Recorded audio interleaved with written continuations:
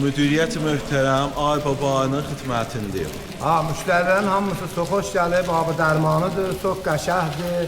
Bunun bədən əzadı və xeyri çoxdur, çox xoş gəlib. Allah səlam. Sağ olasın, təşəkkür. Bu səlamətin məncə.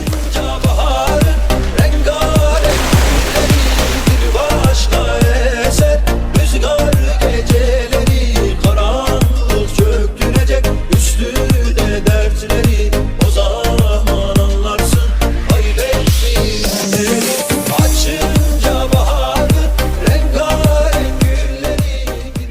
Gözəl Azərbaycanımızda gəlmişik Motalın isti suyuna. Ağalar, xanımlar, gəlsələr, tədbir yolların gözləyir. Təşrif gətirilər, gözəl sudan istifadə edirlər. Burada həm ümumi stəh var, həm də VIP gölləri var. Bu umumular çıxır neçəyə? 130 tümənə umumularımız deyil. O VIP göllərimizdə neçədir? 260. Çox da gözəl. Hamımızın yolusu burada gözləyir. Doğudan suyu da yağlıdır.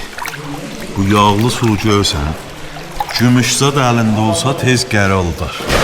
Xasiyyəti oradan bilinir.